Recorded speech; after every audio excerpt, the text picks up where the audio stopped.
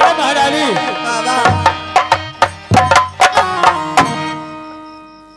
बहुत सा रात दरबार में हमने भिक्षा मांगने गया, बहुत सा रानी आई, लेकिन इतना करोड़ों वचन कोई नहीं बोली। महात्मा जी, इस रात दरबार में बहुतों सा महात्मा आया, बहुतों महात्मा गया, लेकिन आप जैसा महात्मा को मैं कभी देखी नहीं।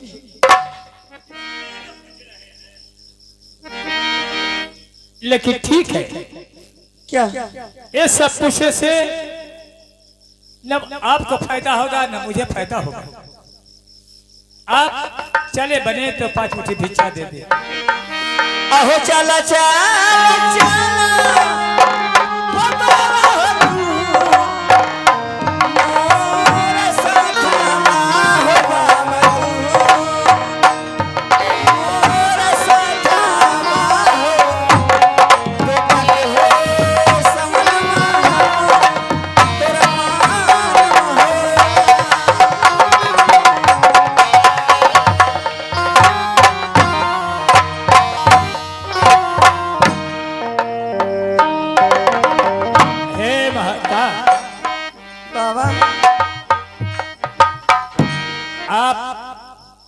किसी दूसरा का बेटा का माँ है, हम किसी दूसरा माँ का बेटा है।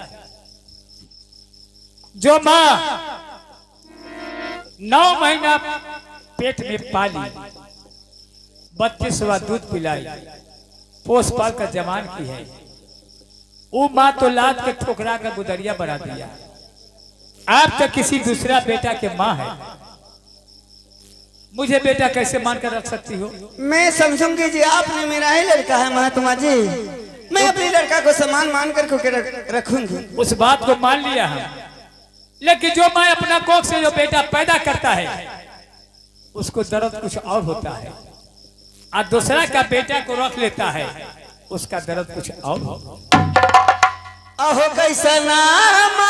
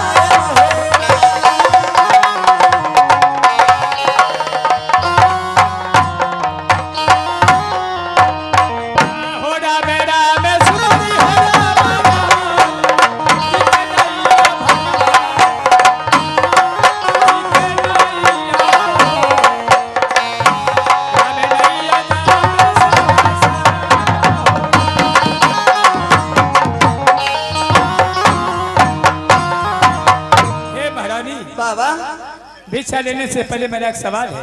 क्या?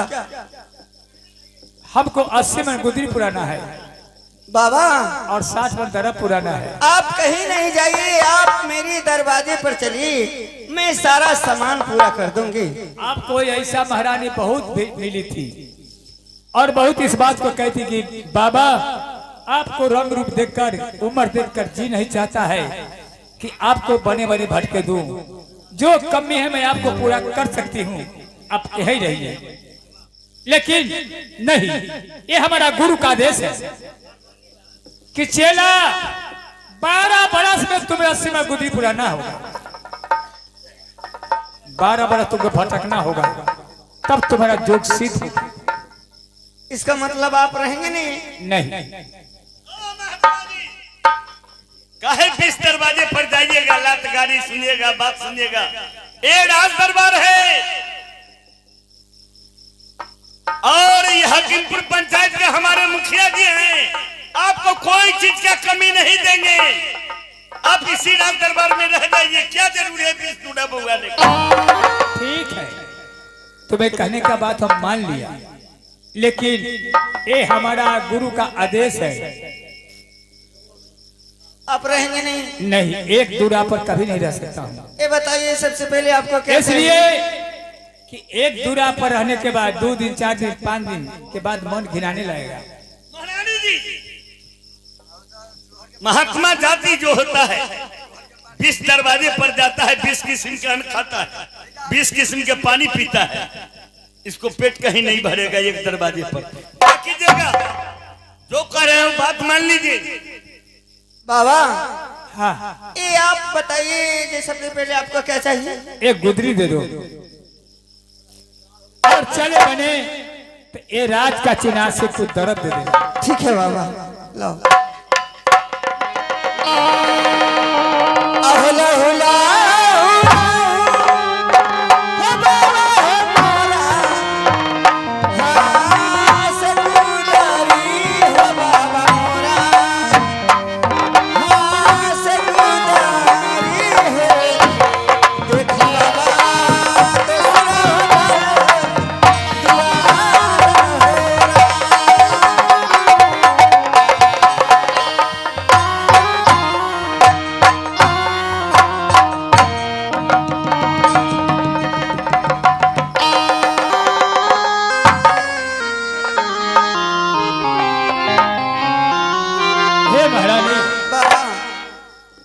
अब आप कुछ राज का दर्द दे दे। ठीक है महात्मा जी, मैं अभी लेकर के आती हूँ।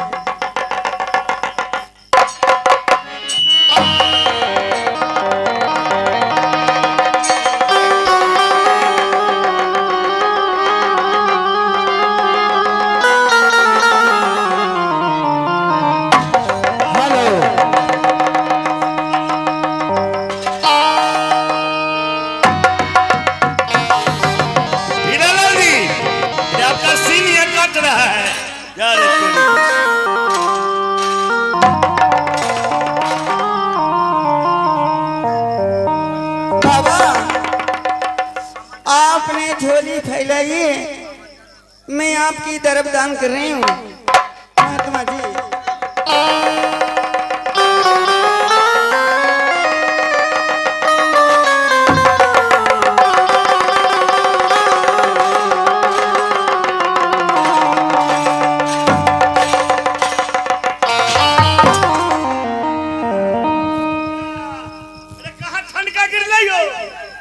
दरबारी ठनका कहीं गिरा नहीं है। अरे झंडी आवाज बाबा, कौन तर पर ठनका गिरले?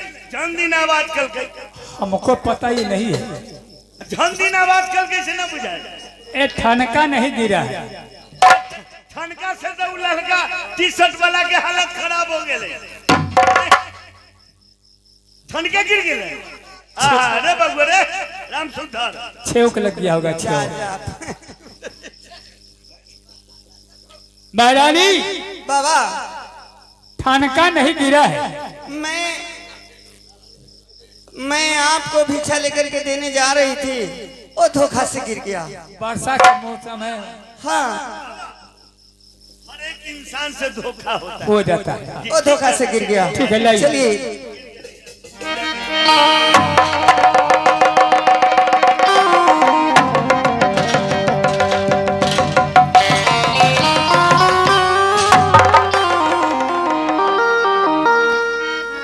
दरबारी, चलो इसको साथ करो। तुम कुछ देखा कि नहीं?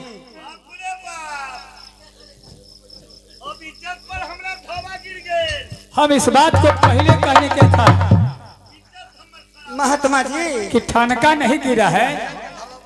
आपका बगल से एक अबला नारी है, आपने भिक्षा देने आ रहे थे, ताजवती छीन कर पटक देता है। मैं झूठ बोल गई थी महात्मा जी, ओ मेरी घर की बहू है।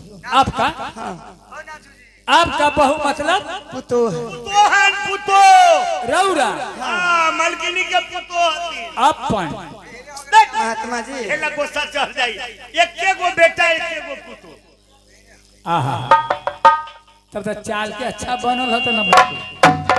महात्मा जी भगवान न करे कि दूसरा घर में ऐसा पुतो है चाहिए। कल कहे आपको क्या दिक्कत हो गया? बताइए, लोग तुरंत छोटका जात को हक देता है, का है अब बड़का में क्या से क्या हो जाता है, लेकिन तुमको सुनवाई नहीं लेता है। महात्मा जी बताइए, आप राजा रानी हैं, वो आपका बहू है, वही रानी हुई, रानी है।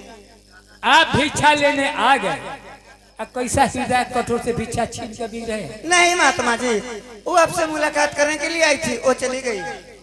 मुलाकात करने आई थी तब भिक्षवा काय छीन के बिक दिया। बाबा वो बेचारी के तो आत्मा कल्पल, आत्मा हाँ वो बेचारी के तो खून घोट का है, वो तो वैसने सास है बेचारी के जे पंजरा लगा कर रखले है, दोसर औरत रहते ही तो केकरो लेकर चल जाते है।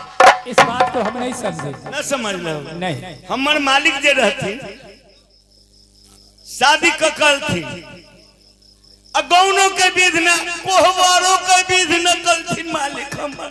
अच्छा, अब घर छोड़ कर अगर निकल रखी आज तक कोई पता नहीं बाबा। बाबू हो बाबू, वो तो वैसने खानदान घर के बेचारी है जे सास पर और कहई न तो दोसर रहती न कहिया चल जाती। तो बेचारी और कैसे गई? और गले ये चलते खानदान घर के है, हाँ हाँ, न तो के दोसर रहते न ई पुल पार कर जाते, क्योंकि तनको सब पैत नहीं होगा।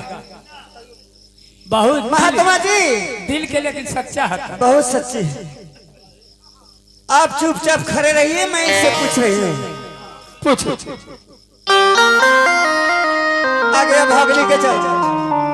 हम बाबा के भिक्षा दान करते रहे, आ तू हमरा से एक बार छीन का बिक दिले तो हम झूठ बोल गए, आ डबल में जे छीन का बिक ले, अब तो हमरा सारा बात कही के न होते महात्मा के। अब भाग लो के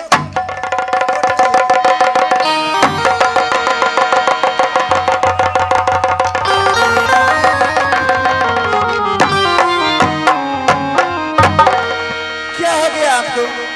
हो बाबा तोरा के जा नोच लेल गई कि बाबा बाप रे भाई, तो जा महात्मा को खून बहा गिरा दिया।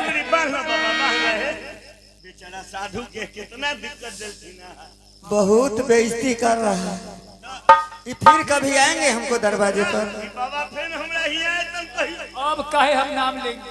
बाबा हो मुखिया जी से दर्शन करे को हो तो आ जाइए।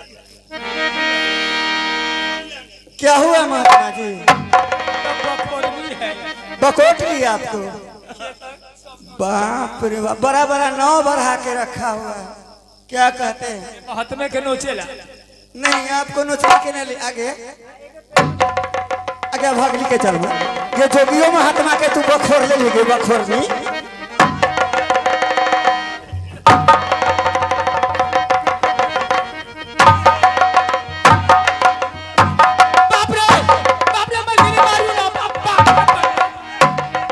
मलकिनी मारू ना।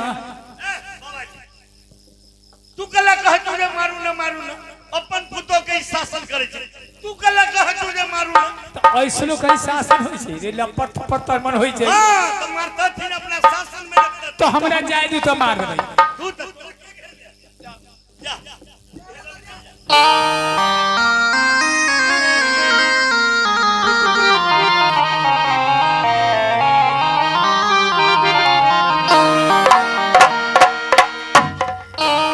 बाजी हाँ बहू। और मारने के लिए बचा हुआ है। हाँ तो आपको जितना चीज चाहे मारिए, लेकिन कम से कम मारने से पहले एक बात तो सुन लीजिए। ठीक है, बोलो क्या कहना चाहती हो तुम?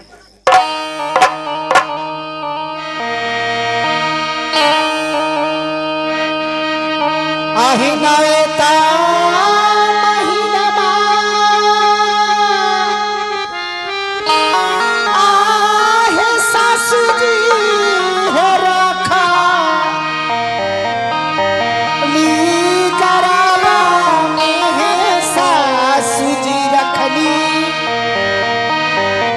रउआ अपना करबिया है दसने महीना माहे कैला अवतार न हो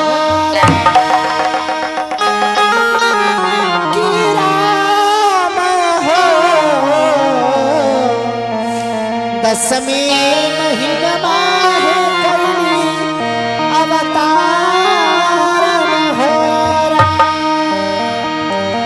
ये ससुआ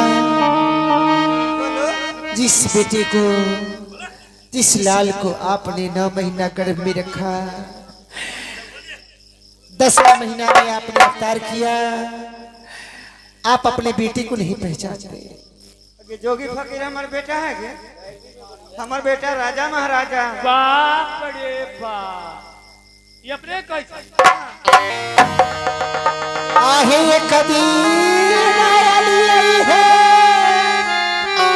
आहे माता जी होई के कबाना है माई होई के कबाना है आहे तीन ठोच नसिया है रहलई उन्हें कहा जान हो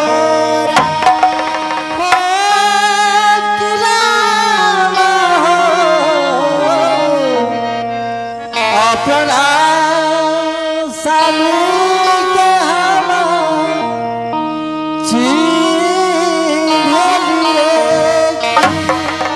माता जी जिस रोज में गबना होकर के आई थी मैं अपने पुरुष को पहचान चुकी थी। आपने अपने कुख से जन्म दिया वो सही बात है 32 का दूध पिलाई लेकिन माता जी आप अपने बेटे को नहीं पहचानी ये जोगी नहीं है। आहे जोगिया आहे माता जी का रहलना आहे रंगर बेटा आहे आ रहलना आ रंगर बेटा आहे आ कहबू तते हवे माता बतलाए हो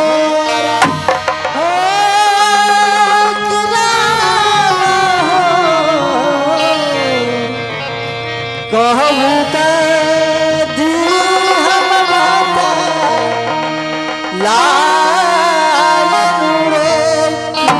अरे ये बता दे हमारे बेटा के कथी कथी चिनास है। अगर बता दे तो सही बात है न तो समझ जो हम तो रखी करबो। क्या बोलबे छो? नहीं अभी नहीं जाना है दरबारी जी कोई घर वाला नहीं बोला है ना मुखिया अभी इनको कहीं नहीं जाना है। हंस रही है आप आहे रउआ चाप बेटवा के सासू जी है तीना ठोचिना सिया है माता जी तीना ठोचिना सिया है आहे कहबूता अते हम है बाता ला हो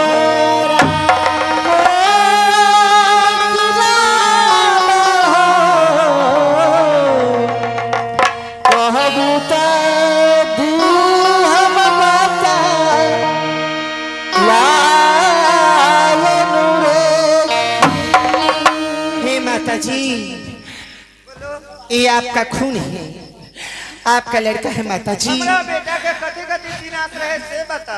अगर आपका आज्ञा हो माता जी तो मैं आपको बताऊंगी। बता दो तो मैं समझूंगी। आहे दाता में आप दिसिया है सोभे आतली राजा रे मानिया है माता जी लीला आहे जारे मानिया है आहे दहीने आला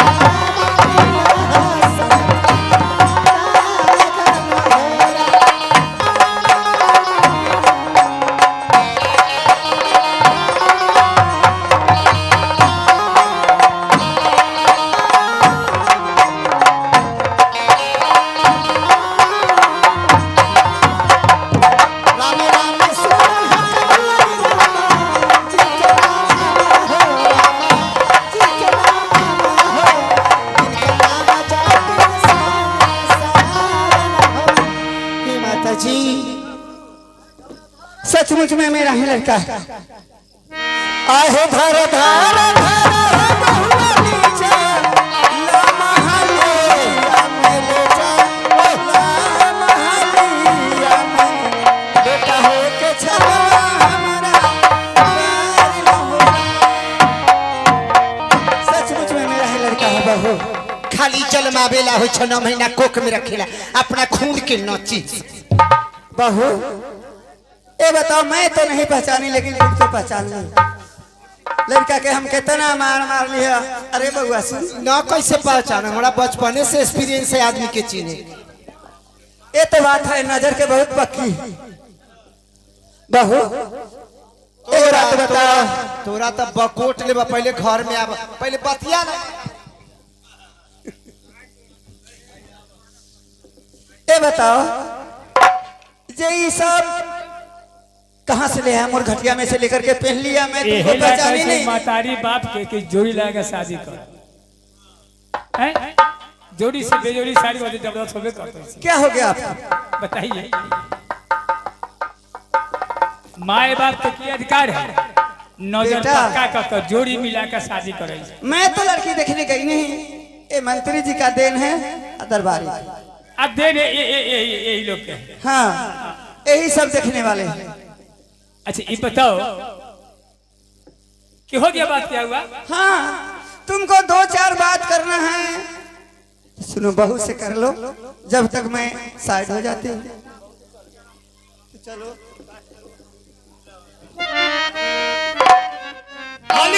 मालिक प्रणाम। खुश रहो खुश रहो। जाओ रे, कौन श्मशान घाट से मुर्घटिया से ई पीताम्बरी उठा कर शिवा का पेन का हमरा से के आंख में धुर्रा झुकले। ये पीताम्बरी है। रे कोन्हरा घाट देवे, कोन्हरा हजार के हजार लाखों के लाख ही पीताम्बरी मिलत। तब तू बताऊ जे ई हमरा से के आंख में धुर्रा झुकले हती। द्वारपाल मालिक जिसका भाग अच्छा होता है ना, अच्छा वही ये बस्तर पहनता है। और सबको भाग में बस्तर नहीं दिखता है। ठीक है मालिक, लेकिन इतना आंख में गर्दा ना झोंक। ऐसा न भेष बना कैली जे न हमरा बड़की मलकिनी चिन्हला न हम चिन्हली, नजरबाज अपने के पत्नी चिन्ह लेला। अब बताओ माँ, हमसे तो पुरानिया भेजे, अब उनका नजर अभी पक्का है। क्यों नहीं? जी सबसे पहले तू 12 वर्ष पोस्ट पर का जमान की है। जवान की है मैं तुमको, शादी भी आकी है तुम नहीं पहचानी। 1 घंटा खातिर पत्नी आई, वो कैसे पहचान लिया? रे बहू एक मतलब जे तू गौरी में बातचीत करते आले हो। क्या बात करते हैं? हाँ अब के जुग जमाना है। हाँ माँ, लेकिन सबसे पहले नजर के पक्का हाथी। अब माँ को समय पार हो गया। हाँ सही है। मोतिया दिन का शिकायत होगा। इसलिए माँ अब हम आ गए हैं ना, हाँ तो आपको इलाज करवा देंगे। अब मैं तुमको कहीं जाने दूंगी नहीं। मुझको? हाँ। क्यों? अरे मैं तुमको माँ हूँ, तू मेरा बेटा है, मैं तुमको कहाँ जाने दूंगी? किसको कौन माँ है अरे और किसका कौन बेटा है? ये बताओ तुम पगला हो गया क्या? माँ हम पगला नहीं है। इस जमाने में न किसी का कोई बेटा है न किसी का कोई माँ है। क्या मैं तुमको माँ नहीं? नहीं। ये बताओ तू मेरा बेटा नहीं? सुनो किसका बेटा है तुम? जिसका बेटा है उसका वस्त्र पहना हुआ है। वो है कौन? महात्मा है, गोरखपुर का गोरखनाथ है। बेटा अब मैं समझ गई। हे माँ, रो रो कर तुमसे मैं कितना कहा था भिक्षा लेने समय में, कौन ऐसा माँ है जो जलब होने से पहले अपना बेटा को जोगी में दान दे देगी? बेटा मैं तुमको जोगी में दान किसी को दिया नहीं, लेकिन हाँ एक महात्मा आया, ओ महात्मा हमसे सच करा करके बहुत भारी धोखा दिया। अगर वो महात्मा आ जाएगा तो मैं खुद समझ लूंगी उससे, लेकिन मैं तुमको कहीं जाने दूंगी नहीं। कोई भी माँ अपना जान कुर्बान कर देगा, लाखों लाख बेटा पैदा कर सकती है, फिर भी माँ का दरेगा बेटा का दरेगा अलग होता है। कोई भी माँ अपना बेटा को जोगी में दान नहीं दे सकती है। तुम कैसे दे दिया दान? मैं जोगी में दान दिया नहीं ना तुमको। ऐसा ही महात्मा बना ओ लिया। महात्मा हमसे सच करा करके बहुत भारी धोखा दिया। अगर वो महात्मा मेरी सामने आ जाए नजर की, मैं उसे खुद लिपट लूंगी। लेकिन मैं तुम्हारे पास नहीं रहूंगा। लेकिन मैं तुमको कहीं जाने दूंगी नहीं। मैं रह नहीं सकता हूँ। अरे बाकस में बंद कर। अगर मेरी साथ इधर उधर किया तो मैं ये बताओ तुमको क्या करूंगी? क्या करोगे? रस्सा लगा करके पैर में बांध पैर में दूंगी। बांध दें, पैर। याद कर लो माँ, पैर सहित उखाड़ कर भाग जाऊंगा। मैं तुमको बाकस में बंद कर दूंगी। बाकस सहित लेकर भाग जाऊंगा। लेकिन तुम रहेगा नहीं। नहीं, बाबू हो बाबू। तू कितना देना? मैं सच्चा गुदरिया बना है, कोई दूध छुट्टा नहीं। एक बात बताओ, जी अपनी माँ अपनी बेटा को किस लिए जन्म देती है? जन्म देती है उस दिन खाती कि जब बेटा माँ को कच्चा बांस पर चढ़ा कर कान्हे लगाकर घाट पार कर देता है, उसका उतारा हुआ वस्त्र पहन लेता है, तब लगता है कि बेटा जलवाने का फायदा हुआ। ये बताओ इतना काम तुम हमें कर दिया? जाओ रे पगली, तुम्हें बोलते हो कुछ लगता है नहीं? क्या लगेगा? अरे तुम तो अब जन्म होने से पहले जोगी में दान दे दिया, तो तुम्हारा कांधे लगा कौन पार करेगा? बस अब तो कान्हा लगाऊंगा किसको? जो महात्मा ने वस्त्र दिया है। उसको कंधा लगेगा, हम हमें नहीं। नहीं। एक बात सुन लो बेटा, अगर मेरी बात तुम नहीं मानता है और तुम नहीं रहेगा, ठीक है तुम चले जाना, लेकिन हमें दूध का कर चुका के जाओ। बस इतना ही मैं तुमसे मांग रही हूँ और कुछ नहीं।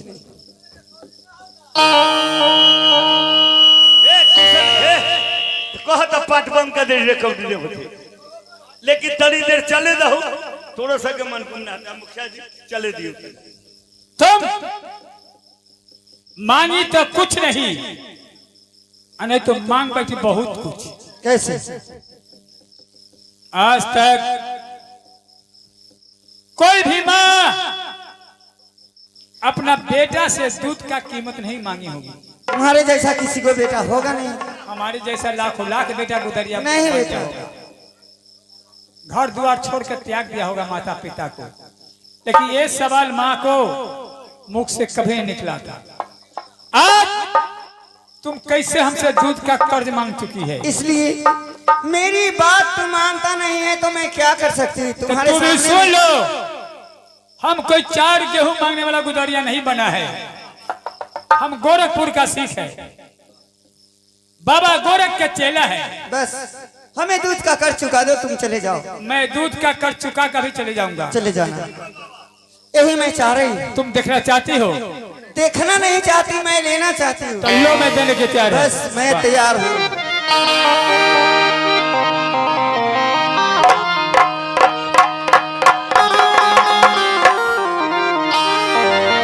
हे माँ, हाँ बेटा, जब तुम दूध का कीमत मांगती हो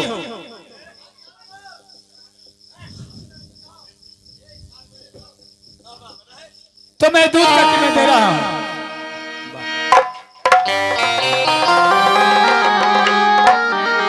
आगे दूध के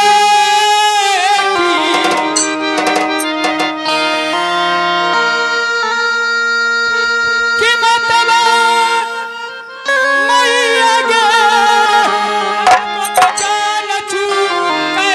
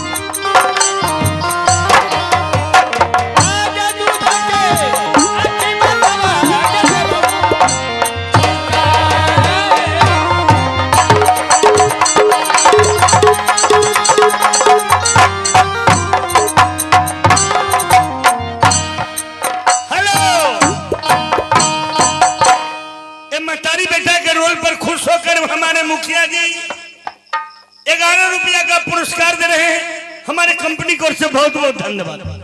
बेटा हमें दूध का दाम नहीं, हमें दूध का दाम नहीं चाहिए। तुमको जो मर्जी है वही काम करो, मेरी तरफ से इजाजत है तुमको। अब तुम्हें दूध का कीमत नहीं चाहिए? नहीं चाहिए। अब बताओ, क्या? तुमसे कुछ सवाल पूछना चाहता हूँ।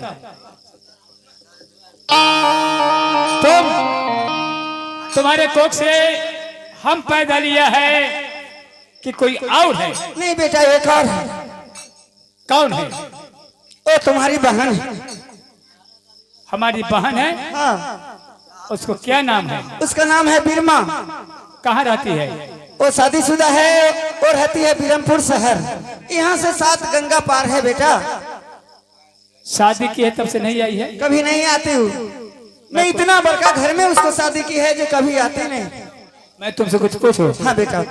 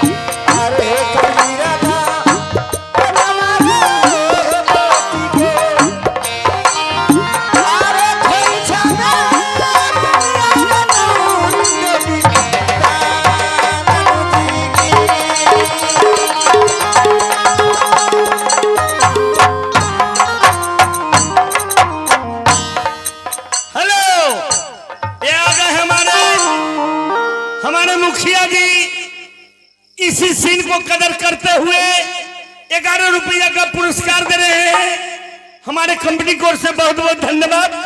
आप लोग मस्ती से खेलिए।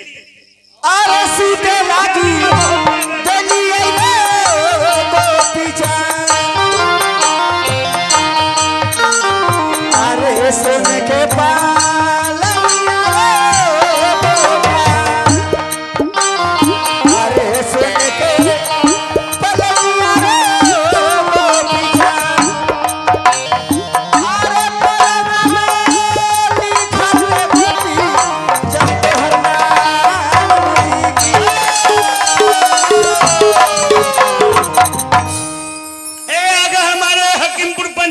मुखिया जी 121 रुपया का पुरस्कार दे रहे हैं हमारे कंपनी की ओर से। बहुत बहुत धन्यवाद।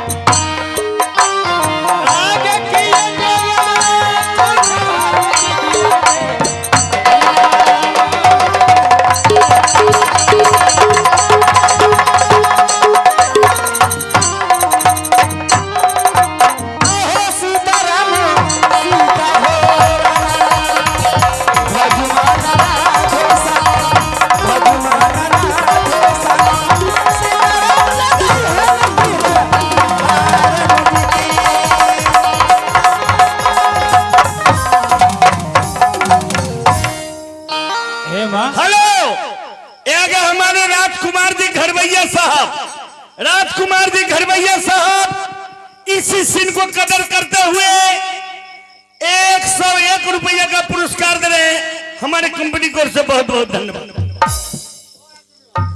माँ बेटा ठीक है, अगहन ब्याह पंचमी के मैं उसको तिलक चढ़ाई है, माघ बसर पंचमी के शादी की है उसको, फागुन शिवरात्रि का गौना की है उसको।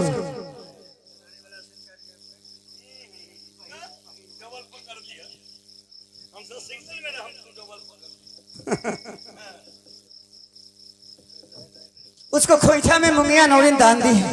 उसको सोने के लिए मैं सोना के पलंग दी है। उस पलंग में दहिना अलंग में लिखा हुआ है भक्त गोपीचंद, तुमको नाम लिखा हुआ है। आ गई हम से जय